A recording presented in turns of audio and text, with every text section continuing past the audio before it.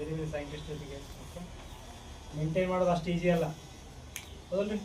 ನಾವು ಯಾವುದೋ ಒಂದು ಯಾವುದೋ ಗ್ರೇನ್ಸ್ ತಂದ್ರೆ ಮಿಕ್ಸ್ ಮಾಡಿಬಿಡ್ತೀವಿ.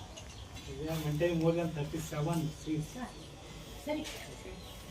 ಇನ್ನು ಅಡ್ಮಿಕ್ಷರ್ ಆಗ್ತಾರೆ, ಎಲ್ಲ ಆಗ್ತದೆ. ಭಾರಿ ಕ್ಲೀನಾಗಿ ಸೈಂಟಿಫಿಕ್ ಆಗಿ ಮೇಂಟೈನ್ ಮಾಡಿದ್ದಾರೆ.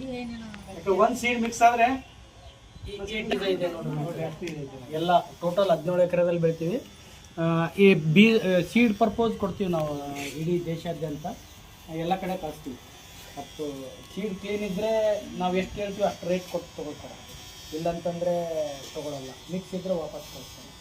ಪ್ರತಿಯೊಂದು ಕ್ಲೀನಾಗಿ ಮೇಂಟೈನ್ ಮಾಡಿದರೆ ನಮಗೆ ಒಳ್ಳೆ ರೇಟ್ ಇದೆ. ನಾವು ಏನು ದೇವೇಂದ್ರಪ್ಪ ಭೂಮಿ ಅಂತೇಳಿ ನಮ್ಮದು ಸುರಪುರ ತಾಲೂಕು ಯಾದಗಿರಿ ಜಿಲ್ಲೆ ಕಟ್ಟಾರ. ನಾವು 2010ರಿಂದ ಸಾವಯವ ಕೃಷಿ ಮಾಡ್ತಾಯಿದ್ದೀವಿ, ಪಾಳೆಕರ ಪದ್ಧತಿಯಲ್ಲಿ.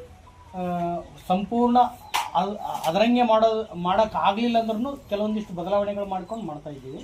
ಪೂರ್ತಿ ಅವರು ಮಲ್ಚಿಂಗ್ ಮಾಡಿ ಮುಚ್ಚಿಗೆ ಮಾಡಿ ಬೆಳೆ ಅಂತ ಹೇಳ್ತಾರೆ. ಅದು ಸ್ವಲ್ಪ ಕಷ್ಟ ಸಾಧ್ಯ ಆಗ್ತಾಯಿದೆ. ಹಾಗಾಗಿ ನಾವು ಜೀವಾಮೃತ ಕೊಡೋದ್ರ ಜೊತೆಯಲ್ಲಿ ಹಸಿರೆಲೆ ಗೊಬ್ಬರ ಬಳಕೆ ಮಾಡೋದ್ರ ಜೊತೆಯಲ್ಲಿ ಅವರು ಉಳುಮೆನೇ ಮಾಡಬೇಡ ಅಂತ ಹೇಳ್ತಾರೆ. ಬಟ್ ನಾವು ಉಳುಮೆ ಮಾಡ್ತಾಯಿದ್ದೀವಿ, ಕಡಿಮೆ ಪ್ರಮಾಣದಲ್ಲಿ ಉಳುಮೆ ಮಾಡಿಸಿ ಬೆಳಿತಾಯಿದ್ದೀವಿ. ಮತ್ತು ನಾವು ಜೀವಾಮೃತ ಫಸ್ಟಿಗೆಲ್ಲ ನಾವು ಜೀವಾಮೃತ ಬಳಕೆ ಮಾಡೇ ಮಾಡ್ತಾಯಿದ್ದೀವಿ, ಬೇರೆ ಏನೂ ಆಗ್ತಾಯಿದ್ದೀವಿ. ನಾವು ಅವ್ರ ಕ್ಲಾಸಿಗೂ ಸಹ ಅಟೆಂಡ್ ಆಗಿದ್ದೀವಿ 2010ರಲ್ಲಿ. ಇಲ್ಲಿ ಒಂದು ಕೊಡೇಕಲ್ದಲ್ಲಿ ದುರ್ದುಂಡೇಶ್ವರ ಮಠ ಇತ್ತು, ಅಲ್ಲಿ ನಾವು ಅಟೆಂಡ್ ಆಗಿದ್ವಿ. ನಾವು ಸಾವಯವ ಕೃಷಿಗೆ ಬರೋದಕ್ಕೆ ಮೂಲ ಕಾರಣವೇ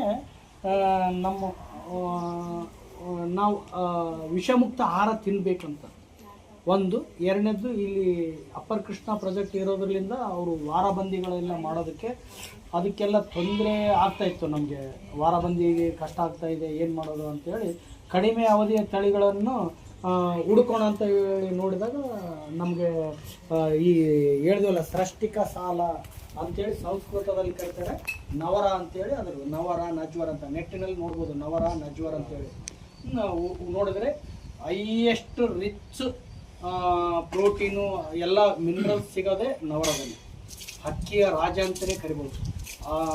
ಮುಖ್ಯ ಅವರು ಆಯುರ್ವೇದಿಕ್ ಟ್ರೀಟ್ಮೆಂಟ್ಗೋಸ್ಕರ ಅತಿ ಹೆಚ್ಚು ಬಳಕೆ ಮಾಡುವಂಥ ಅಕ್ಕಿ ಅಂದರೆ ನವರ.